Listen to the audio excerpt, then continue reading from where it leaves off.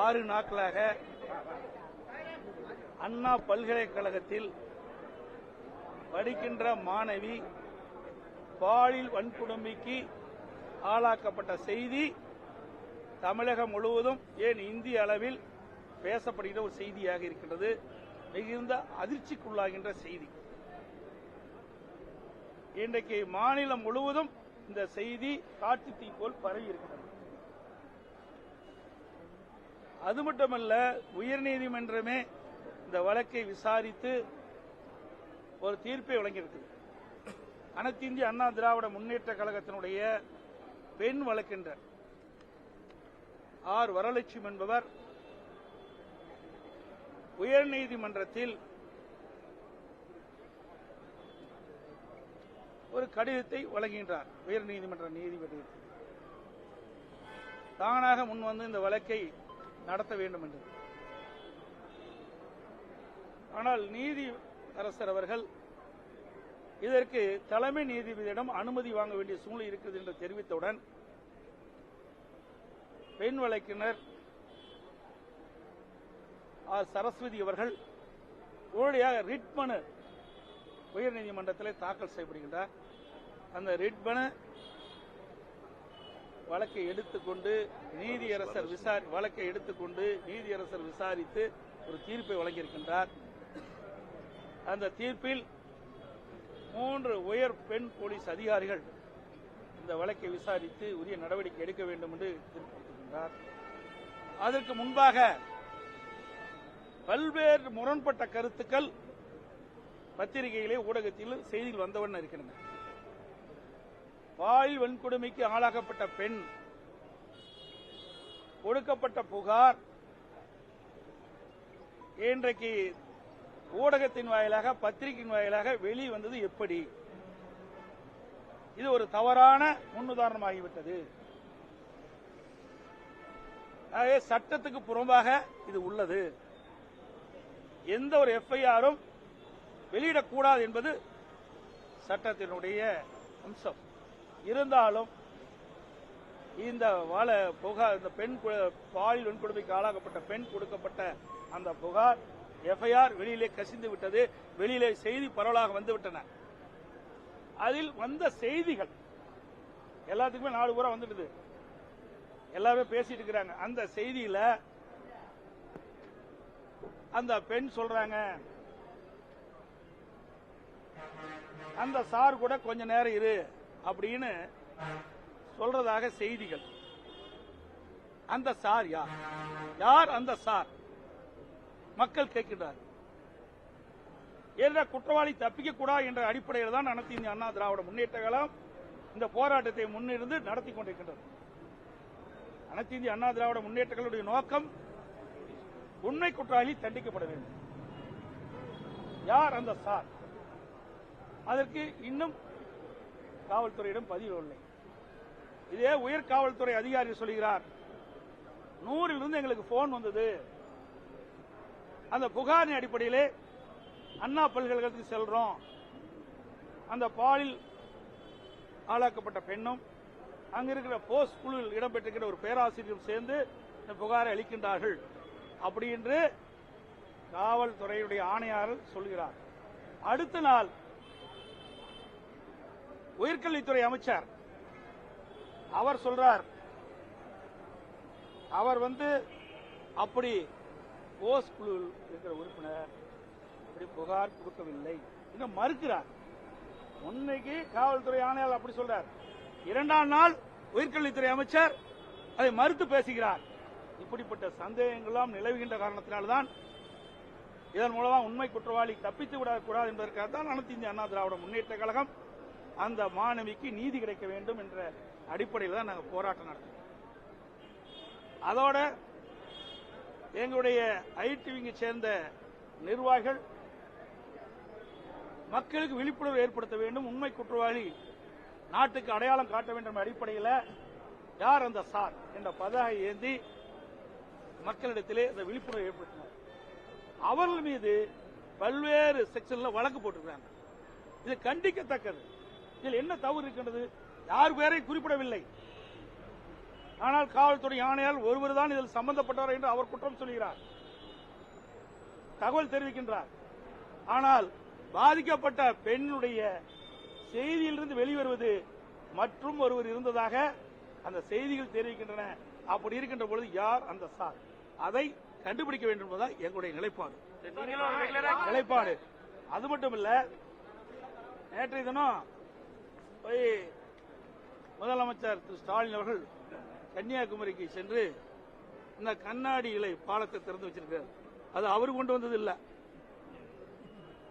அதிமுக ஆட்சி இருக்கின்ற பொழுது, அம்மாவுடைய அரசு இருக்கின்ற பொழுது, நான் முதலமைச்சர் இருந்த காலத்தில் முதலமைச்சர் இருந்த காலத்தில் கொண்டு வரப்பட்ட திட்டம் 2018 அப்பொழுது மத்திய அமைச்சர் கப்பல் போக்குவரத்துறை அமைச்சர் நிதின் கட்காரி அவர்கள் இருந்தார். தரவழி போக்குவரத்துறை அமைச்சர் நிதின் கட்காரி கப்பல் போக்குவரத்துறை அமைச்சர் இருந்த பொழுது டெல்லியில கூட்டம் நடத்தினாங்க. அப்போ இதை தெரிவிச்சேன், அங்க சுற்றுலா பயணிகள் அதிகமாக வந்து செல்லக்கூடிய பகுதி. ஆகவே ஐயன் திருவள்ளுவர் சிலையும் அங்க இருக்கிற விவேகானந்த பாறை இணைக்கின்ற வகையில் ஒரு பாலத்தை அமைத்து கொடுக்க வேண்டும் என்று கோரிக்கை வச்ச அந்த கோரிக்கை அவர் ஏற்றார். அந்த திட்டத்தை சாகர்மாலா திட்டத்தின் அடிப்படையில் அந்த திட்டத்தை எடுத்து மாநில அரசு பாதிப்பணும், மத்திய அரசு பாதிப்பணும் என்று அந்த திட்டம் வகுக்கப்பட்டது. அதுக்கு பிறகு அவர் மாற்றப்பட்டார். அந்த கப்பல் போக்குவரத்துறை அமைச்சர் அவர்கள் மாறு செஞ்சுட்டாங்க. அதுக்கு பிறகு மத்திய கப்பல் துறை போக்குவரத்துறை அமைச்சராக வந்தவர் திரு மன்சுக் மாண்டவியா என்ற கப்பல் போக்குவரத்துறை அமைச்சராக வந்தார். அவர் சென்னைக்கு வந்த பொழுது நேரடியாக தலைமைச் செயலர் என்னை சந்தித்தார். அப்பொழுது நான் கோரிக்கை வச்சேன். ஏற்கனவே அனைத்து இந்திய அண்ணா திராவிட முன்னேற்ற கழகத்தின் சார்பாக அப்பொழுது மத்திய கப்பல் போக்குவரத்துறை அமைச்சர் நிதின் கட்காரியிடம் இந்த கோரிக்கை வச்சேன், இதை நிறைவேற்றி கொடுன்னு சொன்னோன்னே உடனடியாக 3 நாள் அந்த திட்டத்துக்கு அனுமதி கொடுத்தார். அப்பொழுதே அதிமுக ஆட்சி இருக்கும் பொழுது சுற்றுச்சூழல் தடையில சான்று நாங்கள் பெறப்பட்டோம். அதுக்கு பிறகு 2020 கொரோனா காலமா இருந்த காரணத்தால அந்த பணி அப்படியே தடைபட்டு. அதற்கு வந்த இந்த ஸ்டாலின் மாடல் அரசாங்கம் இப்ப டெண்டர் விட்டு அந்த பணி செஞ்சிருக்குது. கொண்டு வந்தது அனைத்து இந்திய அண்ணா திராவிட முன்னேற்ற கழக ஆட்சியில் என்பதையும் நேரத்தில் தெரிவிக்க விரும்புகின்றேன். அதே போல நான் அன்னைக்கு தகவல் சொன்னேன். நீங்க பாத்தீங்கன்னா புதுக்கோட்டை மாவட்டத்தில் ஆவுடையார் கோயில்ல ஒரு பெண் நர்ஸுக்கு பாலியல் வன்கொடுமை, அதாவது தன்னுடைய அந்தரங்க படத்தை காட்டி அவர்களை மிரட்டி பணம் பறிப்பதற்காக முயற்சி செஞ்சார் திராவிட முன்னேற்ற கழகத்தைச் சேர்ந்த ஒருவர். அது குறித்து புதுக்கோட்டை மாவட்ட காவல்துறை கண்பார்வையிடம் புகார் கொடுக்கிறார். அவர் அங்க இருக்கின்ற டிஎஸ்பிக்கு, அறந்தாங்கிகளுக்கு டிஎஸ்பிக்கு பரிந்துரை செய்கிறார். இன்னும் இதுவரைக்கும் எஃப்ஐஆர் பதிவு செய்கிறார். ஆக இந்த ஆட்சியில பாலியல் வன்கொடுமை நடைபெறுகின்றது, சர்வசாதாரணமா இருக்குது. பெண்களுக்கு பாதுகாப்பு இல்ல. அப்படியே பாலியல் வன்கொடுமைக்கு ஆளாக்கப்பட்ட பெண்கள் காவல் நிலையத்திற்கு சென்று புகார் கொடுத்தாலும் காவலர்கள் பதிவு செய்வதில்லை. இப்படிப்பட்ட நிலைமை தான் தமிழகத்தில் நிலவிக் கொண்டிருக்கின்றதை நேரத்தில் தெரிவிக்கிறேன். இந்த யார் அந்த சார் சொல்லி நீங்களும் கண்டினியூஸா இந்த லாஸ்ட் ஒரு 60 டேஸா கேட்டுட்டு இருக்கீங்க. பட் போலீஸ் சைட்ல என்ன சொல்றாங்கன்னா அப்படி ஒண்ணு நடக்கவே இல்லை. ஏன்னா அந்த பொண்ணை அவர் மிரட்டும் போது பிளைட் மோட்ல இருந்தது அப்படின்னு சொல்லி போலீஸ் சைட்ல இருந்து ரியாக்ட் பண்றாங்க. இது நீங்க எப்படி பாக்குறீங்க? இது யார் புகார் கொடுத்தது? பெண் தானே புகார் கொடுத்தாங்க. அந்த புகார்ல தெரிவிச்சிருக்கிறாங்கல்ல, அதைத்தானே விசாரிக்க வேணும். நீ விசாரிக்காதையே ஒருவர் தான் அங்கு இருந்தார் என்று சொல்லுகின்ற பொழுதுதான் சந்தேகம் ஏற்படுது. அந்த சந்தேகத்தை போக்க வேண்டும், உண்மை குற்றவாளியை கண்டுபிடித்து தண்டிக்க வேண்டும் என்பதுதான் எங்களுடைய கோரிக்கை. உயர்கல்வித்துறை அமைச்சர் பேசும்போது இல்லாத ஒரு சாரை இவங்க உருவாக்குறாங்க, இவங்க கேட்டு ஆர்ப்பாட்டம் நடத்திட்டு இருக்காங்க, அரசியல் ஆதாயம் தேட பாக்குறாங்கன்னு ஒரு புகார் வச்சிருக்காங்க. புகார் கொடுத்தது யாருங்க? நாங்களே அதிமுக புகார் கொடுத்தோம். பாதிக்கப்பட்ட பெண் தான் புகார் கொடுத்தாங்க. அந்த பாதிக்கப்பட்ட பெண் கொடுத்த புகார்ல தான் இது இடம்பெற்றிருக்குது. அப்படின்னா அமைச்சர் யாரையும் காப்பாற்றுறதுக்காக இதை பேசிட்டு இருக்க. அதனாலதான் இந்த போராட்டமே வலுத்திட்டு இருக்குது. ஏதோ தங்களுக்கு வேண்டியப்பட்ட ஒருவரை காப்பாற்றுவதற்காக இத்தனை அமைச்சர்களும் குரல் கொடுத்துட்டு இருக்காங்க. இன்னைக்கு பாத்தீங்கன்னா இந்த உயர்கல்வித்துறை அமைச்சர் கொடுக்கிறாரு, சட்டத்துறை அமைச்சர் அப்புறம் பேசுறாரு, அதுக்குப்பட்ட பிறகு சமூகத்துறை கீதா ஜீவன் பேசுறாரு. இவ்வளவு பேர் பேசுறதுக்கு என்ன காரணம்? யாரோ ஒருவர், இவர்களுக்கு வேண்டியப்பட்ட ஒருவர் இதில் சம்பந்தப்பட்டதாக பரவலான செய்தி இருக்கின்ற காரணத்தினாலதான் இன்றைக்கு இவ்வளவு அமைச்சர்களும் இதுக்கு வரிஞ்சு கட்டிட்டு பேசுறாங்க. இன்னொன்னு சொல்றேன், பொள்ளாச்சி பாலியல்ங்கிறாங்க. பொள்ளாச்சி பாலியல் நடைபெற்றவுடன் சிபிஐக்கு நான் ஹேண்ட் ஓவர் பண்ணேன். சிபிஐ விசாரிக்க வேண்டும் உத்தரவு போட்டேன். நீங்க என்ன பண்றீங்க? மாநில அரசாங்கம் பாலியல் வன்கொடுமைக்கு ஆளான பெண்ணுக்கு நீதி கிடைப்பதில்லை. அந்த பாலில் இன்னைக்கு வந்து அண்ணா நகர்ல சிறுமி பாதிக்கப்பட்டாங்க. உதாரணத்துக்கு சொல்றேன், அந்த சிறுமி காவல் நிலையத்துக்கு போய் அண்ணா நகர் அனைத்து மகளிர் காவல் நிலையத்துக்கு புகார் கொடுக்குறாங்க. மெத்தன போக்கள் இருக்கிறாங்க. அப்புறம் வேறொரு காவல் நிலையத்தில் அதை வந்து மாற்றுறாங்க. இதையெல்லாம் செய்தி வெளிவந்த பிறகு உயர்நீதிமன்ற தானாக முன் வந்து வழக்கை எடுத்து சிபிஐக்கு இந்த வழக்கு விசாரிக்கிறாங்க. அப்படி சிபிஐக்கு விசாரிக்கின்ற அந்த வழக்கை ஏன் இந்த அரசாங்கம் உச்சநீதிமன்றத்தில் மேல்முறையீடு செய்யறீங்க? சிபிஐ விசாரிக்கலாம்ல. அடியில் கனம வந்தாலும் வழியில் பயம், உங்களுக்கு தான் எந்த தடங்களும் இல்லையா? யாரை காப்பாற்றுவதற்காக உச்சநீதிமன்றத்தில் மேல்முறையீடு செஞ்சீங்க? இப்படிப்பட்ட சம்பவம் எல்லாம் இந்த ஆட்சியில் நடைபெற்றுக் கொண்டிருக்கின்றது. பெண்களுக்கு பாதுகாப்பு கிடையாது, சிறுமிகளுக்கு பாதுகாப்பு கிடையாது, மாணவிகளுக்கு பாதுகாப்பு கிடையாது, பெண்களுக்கு பாதுகாப்பு, ஒட்டுமொத்தமா தமிழ்நாட்டு மக்களுக்கு பாதுகாப்பு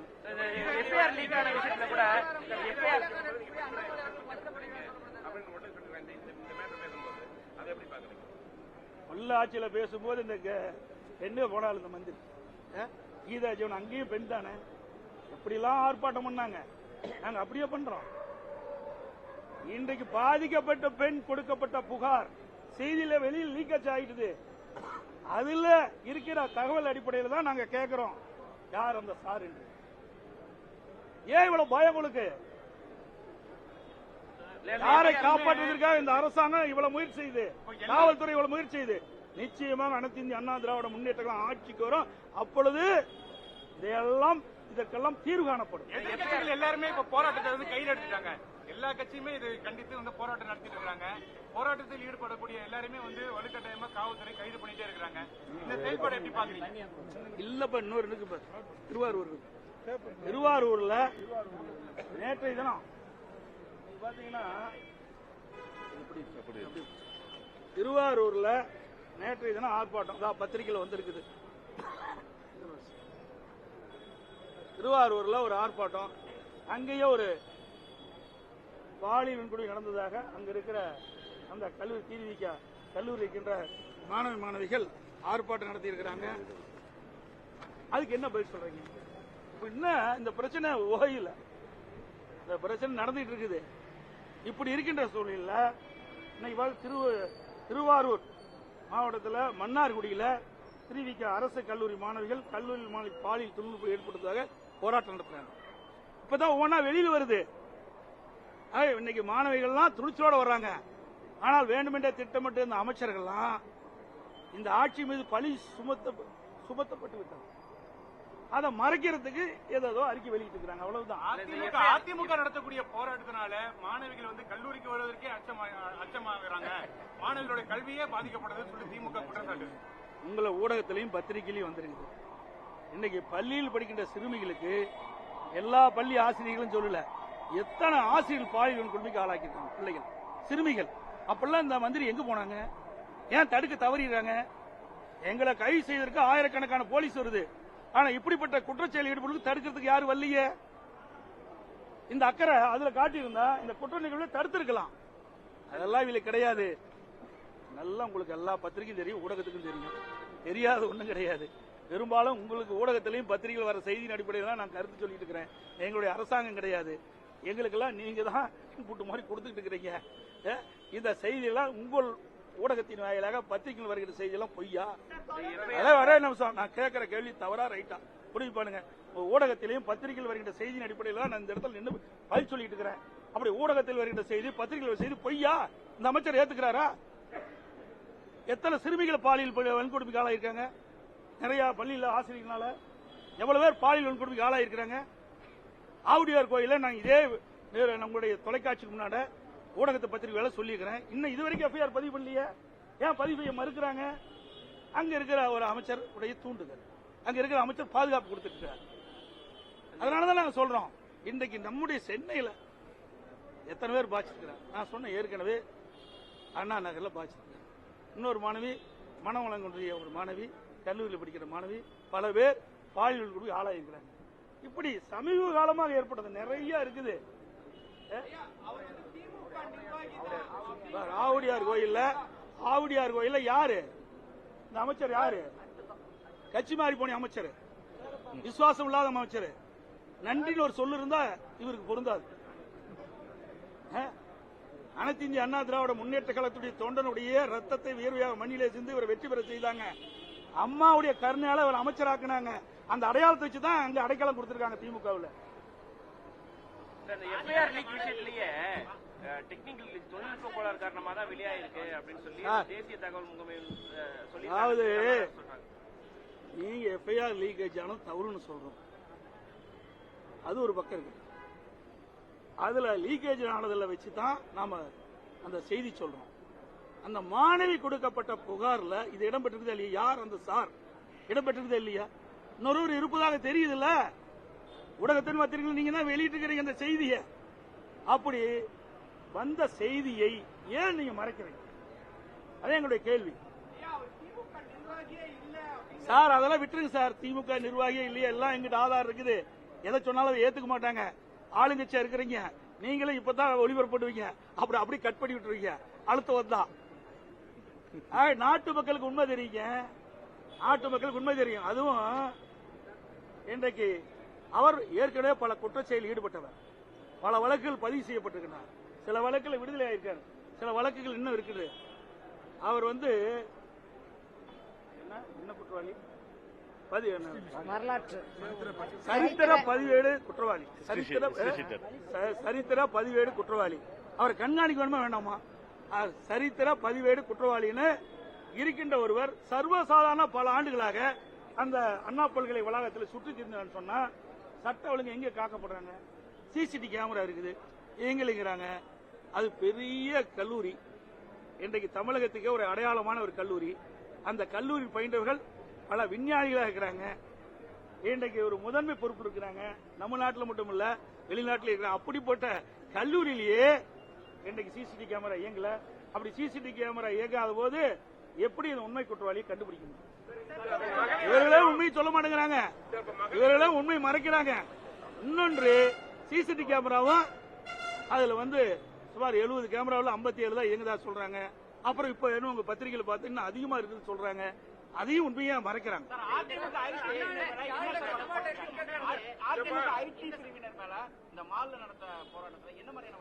இன்னும் வரல, முழுமையா எங்களுக்கு கிடைக்கல, எஃப்ஐஆர் முழுமையா கிடைக்கல. ஒரு பேரை போட்டு இதில் மேலும் பல பேர் இதில் இணைந்ததாக சொல்றாங்க. இன்னும் முழுமையா கிடைக்கல. முழுமையா கிடைத்த பிறகு அந்த தகவலை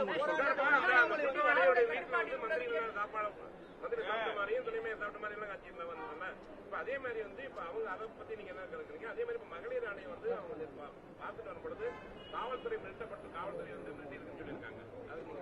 அதாங்க நாங்க எதை சொன்னாலும் மறுக்கிறாங்க. முன்னாடி அமைச்சர்கள் ஏதாவது ஒண்ணு சொல்லி மக்களை குழப்ப பாக்குறாங்க. இதையெல்லாம் ஏற்கனவே தம்பி சொன்ன மாதிரி அவர் கட்சியிலே இல்லைங்கிறாரு. கட்சியிலே இல்லாதவர் இப்படி பவள விழாவில் எப்படி கலந்து கொள்ள முடியும்? கட்சியில் இல்லாத ஒருவர் எப்படி போய் பவள விழாவில் கலந்து கொள்ள முடியும்? இரண்டாவது, அவர் முரசொலியிலே வந்திருக்குதா சொல்றாங்க, எனக்கு கிடைச்ச தகவல். அடுத்தது அமைச்சர் ஒருவர் வீட்டில் போய் சாப்பிட்றதாக தகவல். இதெல்லாம் சொன்னா மறுப்பாங்க. அதனாலதான் நான் மக்களிடத்திலே விட்டுட்டேன். ஊடகம் பத்திரிகையும் நியாயமான இந்த கருத்தை வெளிப்படுத்தணும். உயர்நீதிமன்றம் இன்னைக்கு ஒரு நல்ல தீர்ப்பு கொடுத்திருக்குது, அதை வரவேற்கிறோம். அதன்படி உண்மையாக இந்த விசாரணை நடைபெற்று உண்மை குற்றவாளி தண்டிக்க வேண்டும். அதிமுக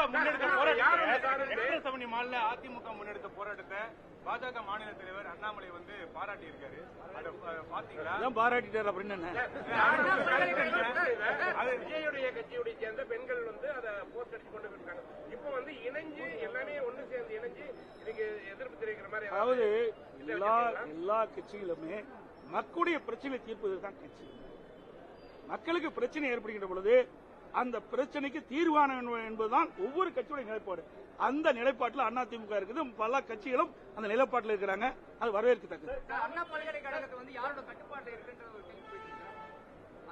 ஊடகத்திலும் பத்திரிகையில் தினந்தோறும் செய்தி வந்துட்டு இருக்குது. இன்னும் அதுக்கு துணைவேந்தரே நியமிக்கலையே. அதாங்க பிரேக் இல்லாத வண்டி மாதிரி இந்த ஆட்சி போயிட்டு இருக்கு.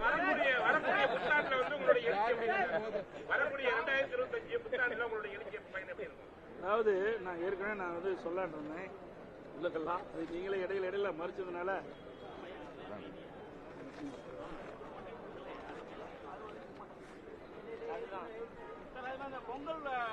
ஒரே நிமிஷம். 2024 ஆண்டு பெண்கள் பாலியல் வன்கொடுமைக்கு அமைந்த ஆண்டாக உள்ளது. நாளை மலர்கின்ற 2025ஆம் ஆண்டு பெண்களுக்கு பாதுகாப்புள்ள ஆண்டாக மலர இறைவனை பிரார்த்திக்கிறேன்.